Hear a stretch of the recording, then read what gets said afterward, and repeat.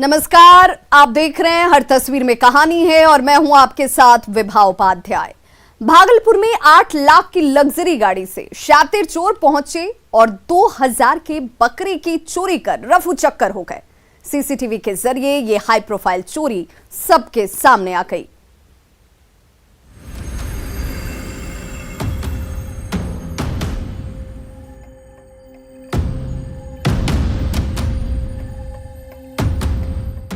रात घना है, चारों ओर सन्नाटा पसरा है। सभी अपने घर में गहरी नींद ले रहे हैं। तभी लाल रंग की जैकेट पहना ये शख्स नबटोलिया गांव की गलियों में चहलकदमी करता नजर आ रहा है। वो कभी टॉर्च की रोशनी से एक एक घर की टोह ले रहा है, तो कभी सामने की गली पर टॉर्च की रोशनी मार रहा है।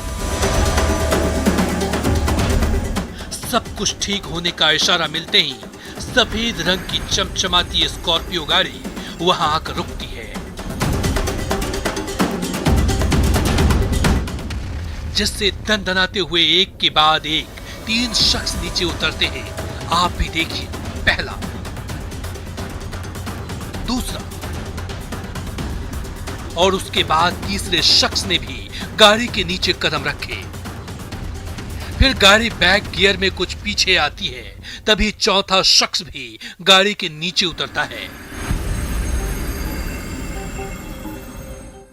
और ये सभी लोग एक घर की ओर मुड़ जाते हैं। कुछ देर बाद ये गाड़ी लाइट जलाती हुई वापस लौट जाती है।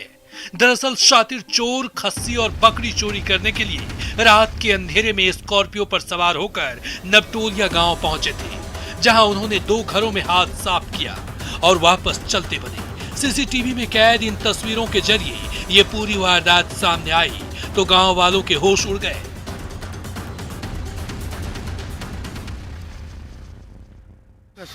एगो था बकरी के बीच में उठा लिया, एगो बकरी है, एगो खस्सी है और बकरी का बच्चा है।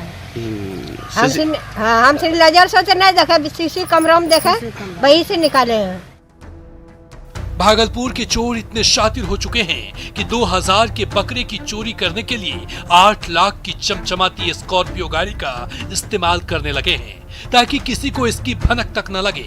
8 लाख की लग्जरी गाड़ी से 2-3 हजार के बकरे की चोरी की इस सनसनीखेज वारदात की चर्चा आज भागलपुर के हर गली मोहल्ले में हो रही है।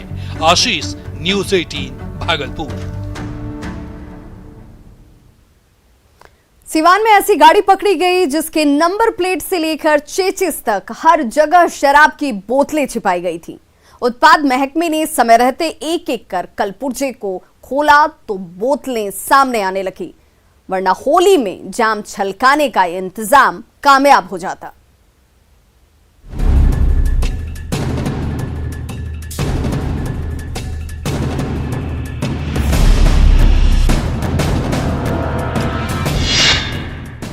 ये खुला नंबर प्लेट,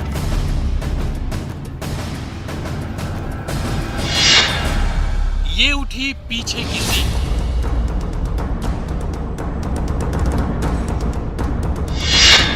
ये उठा फ्लोर कारपेट,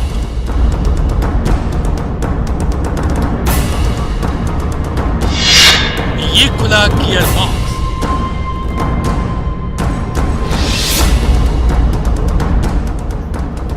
पर्दा उठता गया और शराब की बारिश होती गई।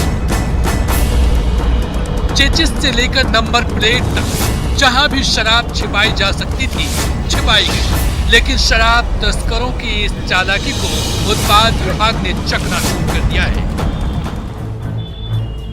उत्तर प्रदेश से दरभंगा पहुंचने वाली थी ये शराब, ताकि होली में शराबी नशे में झूम सके, लेकिन सिवान में शराब तस्करों की साजिश नाकाम कर दिया गया। गुप्त सूचना के आधार पे एक कार को सीज किया गया, जिसमें 644 बोतल शराब की टेट्रा पैक जब्त की गई है और एक व्यक्ति की अरेस्टिंग हुई है। पूछताछ से पता चला कि ये उत्तर प्रदेश से लूट करके होली के मद्देनजर ये दरभंगा के लिए जा रही थी। बड़ी चालाकी से शराब तस्करों ने शराब की 644 टेट्रा पैक को इस छोटी सी गाड़ी में छुपाया था। उत्पाद विभाग ने जीवी नगर के तरवाना थाना क्षेत्र से इस कार को पकड़ा है। गाड़ी चालक पप्पू चौबे को हिरासत में लिया गया है और पूछताछ की जा रही है कि शराब की खेप दरभंगा में कहां पहुंचानी थी। न्यूज 18 के लिए सिवान से संवाददाता मृत्युंजय कुमार की रिपोर्ट। पटना में जेसीबी मशीन की मदद से सोन नदी के किनारे कई अवैध शराब भट्टियों को ध्वस्त कर दिया गया। इसके साथ ही शराब माफिया के मंसूबे भी निस्तनाबूद हो गए।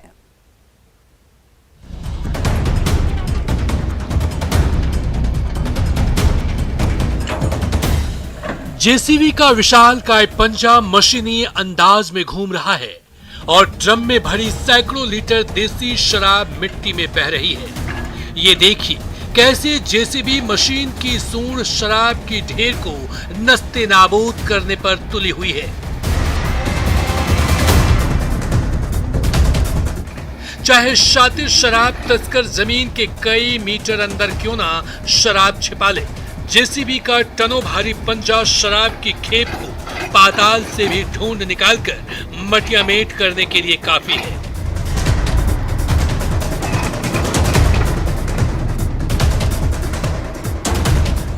ये नजारा है बेहटा थाना क्षेत्र में पड़ने वाले सोन नदी के इलाके का, जहां शराब तस्करों के ठिकाने पर मद्य निषेध विभाग की टीम ने छापेमारी की तो काफी खोजबीन के बाद झाड़ियों के बीच जमीन के अंदर छिपाई गई शराब की खेप मिली।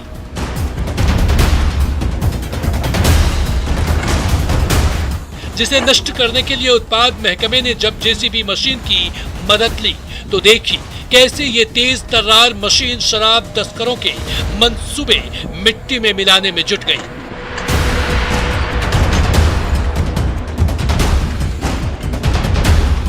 सोन नदी के किनारे एक एक इंच को खंगाला गया तो जमीन के अंदर छिपाए गए एक के बाद एक कई ड्रम मिलते चले गए।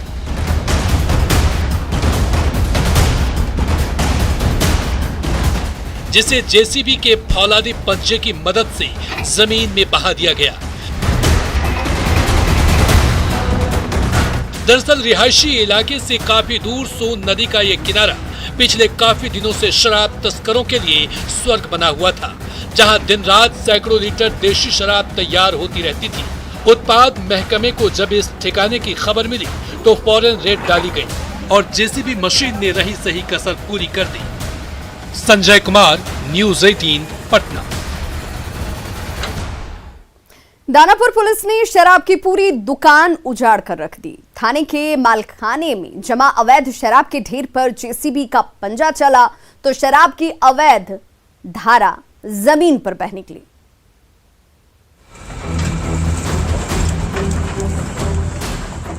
जेसीबी मशीन के फौलादी पंजे का पंच पड़ रहा है और डिब्बों में भरी शराब की धारा फूट रही है। जेसीबी का पंजा बिना थके लगातार पंच मार रहा है। एक पंच पड़ा और शराब की धारा बह निकली। दूसरा पंच पड़ा और शराब की एक और धारा फूट गई। तीसरे पंच के जोर से तो शराब की नदी ही बह गई।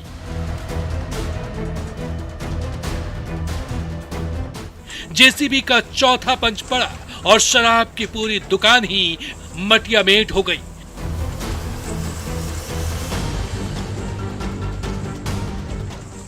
ये नजारा है बेहटा थाना परिसर का, जहां शराब तस्करों के चंगुल से जब्त की गई सैकड़ों लीटर देशी और विदेशी शराब की खेप को जेसीबी मशीन की मदद से तहस नहस कर दिया गया।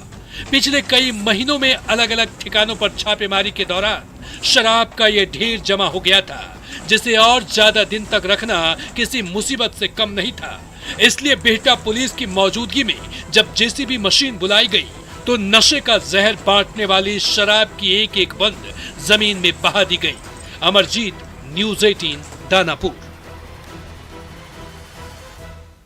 कटिहार के आलू के खेतों में छोटे छोटे बच्चे महज 10 रुपए के लिए जान को जोखिम में डाल रहे हैं। दिन भर मेहनत करने के बावजूद इन्हें मुश्किल से 40 रुपए मिल पाते हैं।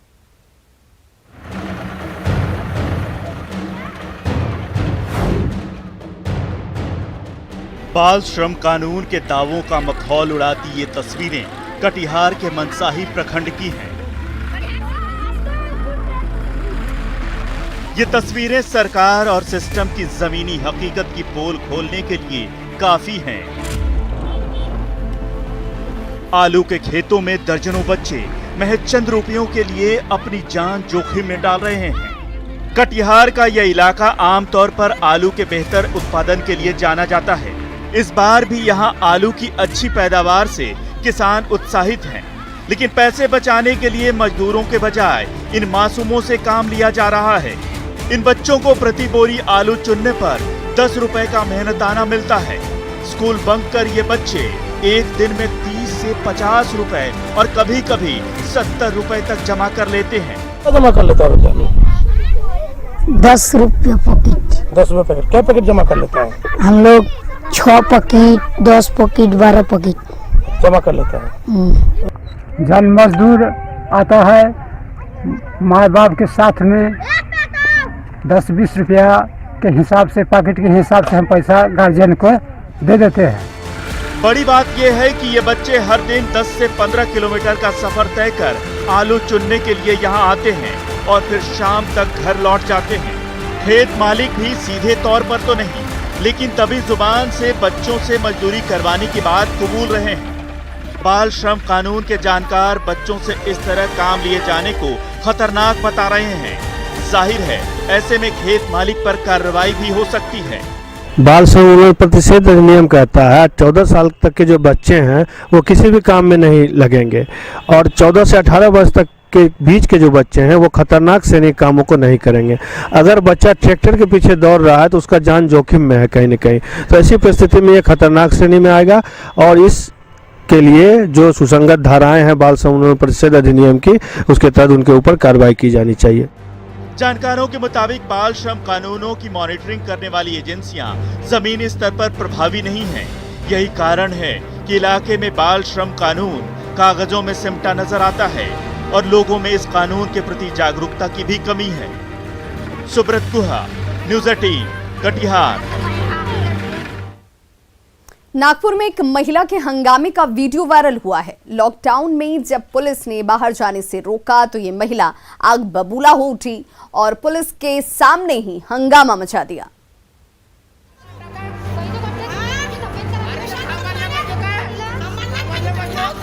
ये तस्वीरें महाराष्ट्र के नागपुर की हैं, जहां लॉकडाउन में बाहर घूमने पर एक महिला को पुलिस ने रोक लिया।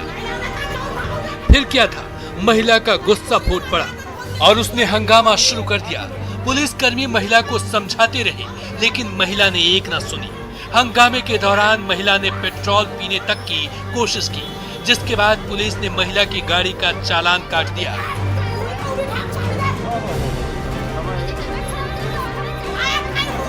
देश भर में कोरोना के मामले लगातार बढ़ रहे हैं और सबसे ज्यादा स्थिति महाराष्ट्र की गंभीर है, जहां पिछले 24 घंटे में करीब 26,000 मामले सामने आए।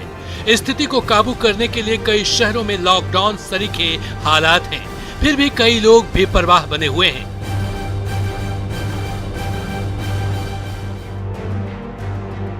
महिला के हंगामे का वीडियो अब वायरल है और इसे लेकर लोगों की अपनी अपनी प्रतिक्रिया हो सकती है। लॉकडाउन में लोगों की परेशानी जायज है, इसका असर लोगों को रोजगार से लेकर दैनिक कामकाज पर भी पड़ा है, लेकिन इस तरह की पाबंदियों की वजह भी तो हम लोग ही हैं। पहली लहर। Bureau report, news 18 network. Muzaffarpur के एसडीएम डॉक्टर अनिल दास फाइलों से फुर्सत मिलते ही छात्र और छात्राओं को पढ़ाने में जुट जाते हैं, ताकि उनकी ही तरह ये युवा भी अफसर बनने का सपना साकार कर सकें।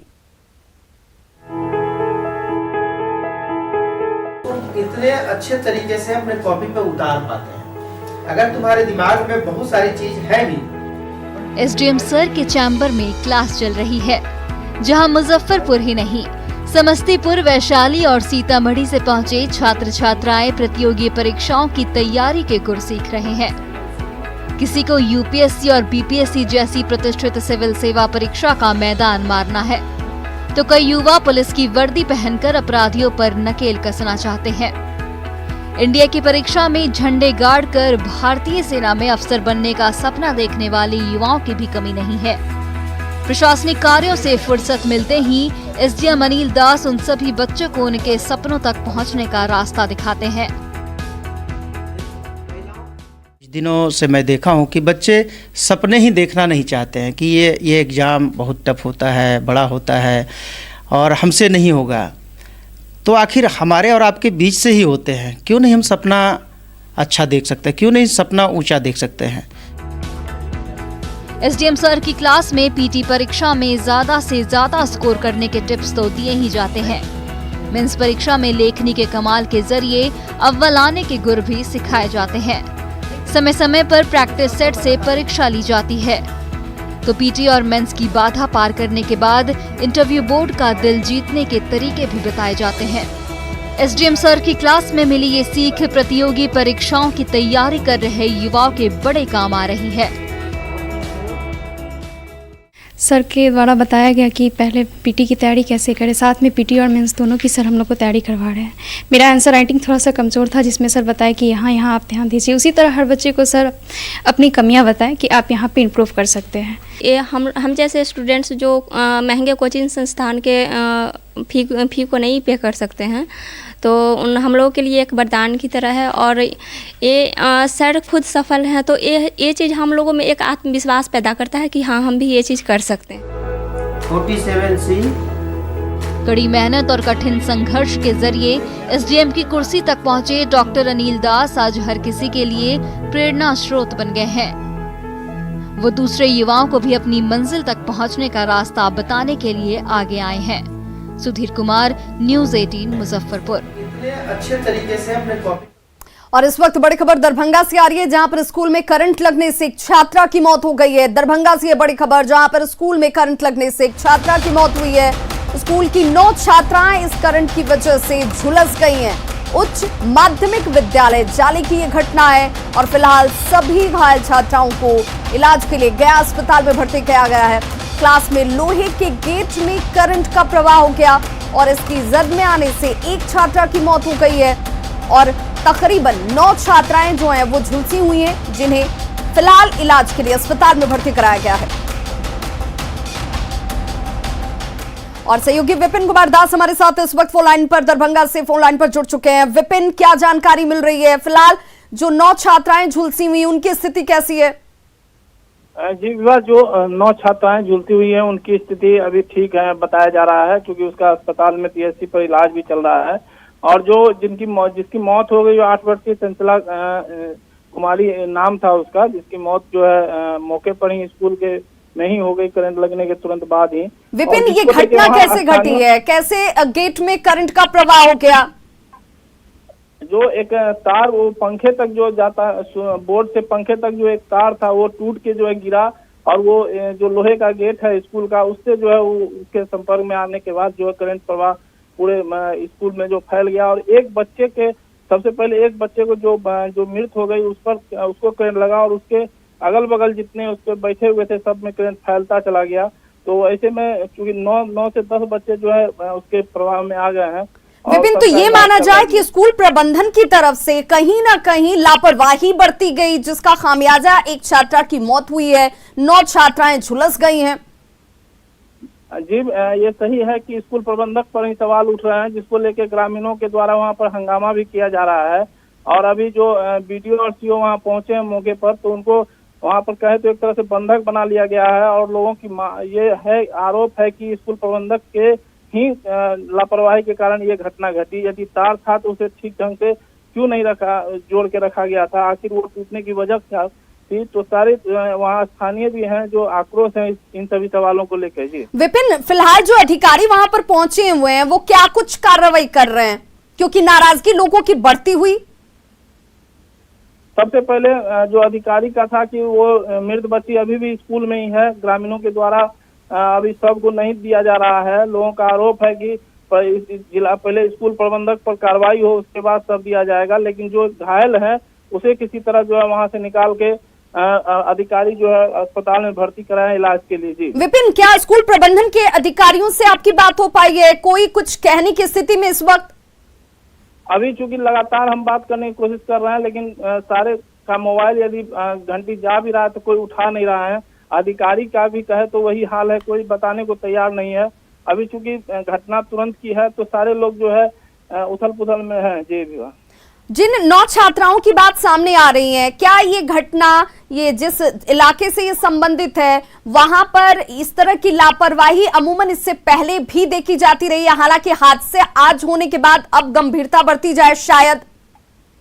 स्कूल के भवन को देखें तो स्कूल का भवन बहुत ठीक ठाक है, और ऐसे में ये तार जो निकला हुआ था ये वायरिंग में नहीं था, ये सीधे प्लग से पंखे में जा रहा था, तो कहीं ना कहीं वो लटकता हुआ जरूर होगा, जिसे अनदेखी स्कूल प्रशासन। विपिन, आप हमारे साथ बने रहिए। तस्वीरें आपके जरिए जो पहुंची हैं हम तक, वो तस्वीरें भी हम अपने दर्शकों को दिखा रहे हैं। देखिए लोगों का आक्रोश किस कदर यहाँ पर साफ नजर आता हुआ। यही वो स्कूल है, उच्च माध्यमिक ये स्कूल जिसमें ये हादसा हुआ है। करंट के प्रवाह अचानक से गेट में शुरू हो गई, लोहे की ये गेट थी और इस वजह से एक छात्रा की मौत हो गई है। देखिए बिलखते हुए परिजन भी आपको नजर आ रहे होंगे और अब ग्रामीणों का आक्रोश, अधिकारियों को लोगों ने घेर रखा है और इस वजह से नाराजगी खुलकर सामने आती हुई ग्रामीणों की। तमाम जानकारी के लिए विपिन बहुत बहुत शुक्रिया।